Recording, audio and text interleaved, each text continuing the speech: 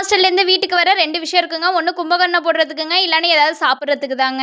ஹாஸ்டல்லேருந்து வீட்டுக்கு வந்தா கொஞ்சம் செல்ல பிள்ளையா மாறிடுவேங்க. அதனால எவ்வளோ நேரம் ஆனாலும் என்னை எழுப்பியே விட மாட்டாங்கங்க. நம்ம கொஞ்சம் கிராமத்து சைடுல இருக்கிறனால அந்த ஊர் வழக்கப்படி கொஞ்சம் அடங்கி தாங்க இருக்கணும். நம்ம தாத்தாவும் பாட்டியும் 6 மணிக்கெல்லாம் டீய போட்டு குடிச்சிட்டு 8 மணிக்கெல்லாம் வயலுக்கு கிளம்பிடுவாங்கங்க. நமக்கு 1 டம்ளர் அளவுக்கு டீ வச்சுட்டு போயிடுவாங்க. நான் எப்போ எழுந்திருக்கிறேனோ ஆறி போன டீயை சுட வச்சு ஆத்தி குடிப்பாங்க. ஆனா இந்த டீல நுர வரலன்னா நமக்கு என்னமோ பிடிக்கவே மாட்டேங்குதுங்க. அப்புறம் மதிய சாப்பாட்டுக்கு சமைக்க ஆரம்பிச்சிருவாங்க. நம்ம பாட்டி வேலைக்கு போறதுனால இந்த தடவை நான் கொழுக்கட்டை தாங்க கேட்டேன். அதனால மதியமே செஞ்சு தர ஆரம்பிச்சுட்டாங்க. அவங்க வரதுக்கு முன்னாடியே நம்ம எப்படியாவது மாவை அரைச்சி வச்சிருவோம்னு சொல்லிட்டு நான் எப்படியோ என்னோட திறமையால கொஞ்சம் கொஞ்சம் மாவை நல்லா கெட்டியாவே அரைச்சி வச்சுட்டாங்க. நம்ம ஆயா வரத்துக்குள்ள மாவு அரைச்சு நல்ல பேர் வாங்கலான்னு பார்த்தா கொஞ்சம் தண்ணி அதிகமா ஊத்திவிட்டாங்க. அந்த தண்ணியை வடிகட்ட நான் பட்ட பாடு இருக்கே தாங்கலங்க. இப்படியோ மாவு அங்க இங்க சிந்தினாலும் கொழுக்கட்டை பதத்துக்கு மாவையே அரைச்சிட்டோங்க. ஒரு சைடு நம்ம வீட்டுல மணத்த தக்காளி குழம்பு தாங்க. மணத்த தக்காளி குழம்பு கொதிச்சுக்கிட்டு இருந்ததுங்க பானையில. அம்மாயாவும் வேலைக்கு போயிட்டு வந்த உடனே நம்ம பூசணி இலையை தேடி தாங்க போயிட்டோம். ஆனா இந்த பூசணி இலைலாம் முன்னாடி அங்கங்க கிடக்குங்க. இப்ப இருக்கிற பூசணி இலைலாம் ரொம்ப சின்னதாவே இருக்குங்க. எங்க ஊர் சைட்லாம் இப்பெல்லாம் 4 கிளைக்கு ஒரு பூசணி இலை தாங்க பெருசா இருக்கு. அதுவும் இந்த விநாயகர் சதுர்த்தி வந்தாலே நான் சின்ன பிள்ளையா இருக்கும் போதெல்லாம் பூசணி மரத்தையே கழிச்சிருவோங்க. அப்படி பூசணி இலை ஒவ்வொரு வீட்லயும் நாங்க தேடிட்டு இருப்போங்க.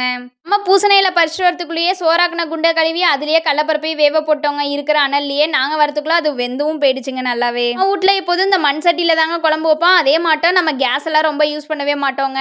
இன்னைக்கு வந்து பூர்ணத்தை வச்சு தாங்க இந்த கடலப்பருப்பு தேங்காய் அப்புறம் ஜீனி போட்டு தாங்க பூர்ணம் செய்ய போறோம். இதே மற்ற ஊர்லலாம் என்னன்னா இந்த எள்ளு வச்சு பண்ணுவாங்க. அப்புறம் தேங்காவை மட்டும் தனியா வச்சு பண்ணுவாங்க.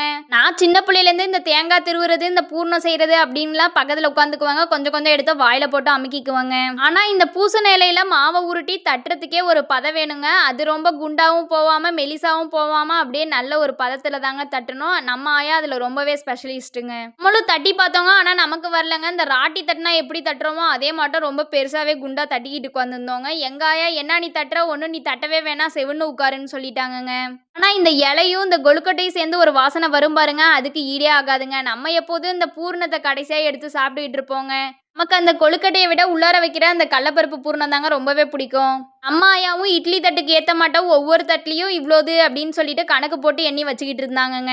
என்னடா இலை கொழுக்கட்டை தான் செய்கிறேன்னு சொல்கிறீங்க, திடீர்னு உருண்டை மாட்டை வெள்ளையா தெரியுது அப்படின்னு நினச்சிக்காதீங்க. அதுதாங்க அம்மாயி கொழுக்கட்டை. ஒருவேளை அம்மாச்சி செய்கிறதுனால அம்மாயி கொழுக்கட்டைன்னு வச்சாங்களோ இல்லைன்னா சில ஊரில் இதை நீர் கொழுக்கட்டைன்னு கூட சொல்லுவாங்கங்க. இது செய்கிறது அவ்வளோ பெரிய மேட்டர்லாம் இல்லைங்க. நம்ம கொழுக்கட்டை மாவு அரைச்சி வச்சுருப்போங்க. அதில் கொஞ்சோன்னு நம்ம தேங்காவை துருவி போட்டு உருண்டை உருண்டையாக பிடிச்சி வைக்க வேண்டியது தாங்க. இப்போலாம் கொழுக்கட்டை மாவை யார் தாங்க வாங்கிட்டு கடையில் மாவு விற்கிறாங்க, வாங்கிட்டு வராங்க. அதில் சுடுதண்ணியை ஊற்றி அதை பிசைறாங்க. அதில் கொஞ்சோண்டு உப்பு போட்டு இது மட்டும் உருண்டை ஊட்டி வச்சிடறாங்கங்க. அது மட்டும் இல்லாமல் இப்போ கடையிலலாம் மாவு வாங்கினா அச்சு ஃப்ரீயாக கொடுத்துட்றாங்க. சரி இதில் ஒரு டைம் பண்ணி பார்ப்போமே அப்படின்னு சொல்லிட்டு அது பண்ணுனா ஈஸியாக இருக்குன்னு சொல்லிட்டு ஒவ்வொரு டைம் பண்ணும்போது தான் அந்த அச்சில் வச்சே பண்ணிடுறோங்க. இது மட்டும் பூசணி இலை வச்சுலாம் பண்ண மாட்டோங்க. இது மட்டும் ஒரு டைம் பண்ணி பாருங்க, ரொம்பவே ருசியாக இருக்கும். கிட்டத்தட்ட நானே ஒரு 7-8 கொழுக்கட்டை வாயில் அமுக்கிட்டேன்னா பார்த்துக்கோங்களேன். இந்த கிராமத்துல சாயங்காலம் வேலைக்கு போயிட்டு வந்து கலப்பா இருக்கிற நேரத்தில் இது மாட்டம் ஸ்நாக்ஸ் எல்லாம் செஞ்சு வச்சுட்டு குடும்பமாக சாப்பிடும்போது அது ஒரு ஃபீல் இருக்குங்க. அது ரொம்பவே தனிங்க. கொழுக்கட்டைக்காகவே நான் சின்ன பிள்ளையா இருக்கும்போது ஆட்டுக்கல்ல அரைச்ச ஞாபகமும் எனக்கு இருக்குங்க. ஆட்டுக்கல்ல ஆட்டினா ஆயுசுக்கு வாழலாங்க, மிக்சியில் ஆட்டினா 30 வயசுலேயே போய் சேர்ந்துடலாங்க. இது உண்மை அப்படின்னா நம்ம அக்ரிமானி விலாக்ஸுக்கு கொஞ்சம் சப்போர்ட் பண்ணுங்க. நம்மளாம் ஒரே குடும்பமாயிக்கலாம், வில்லேஜ் லைஃப்பை பற்றியும் தெரிஞ்சுக்கலாங்க.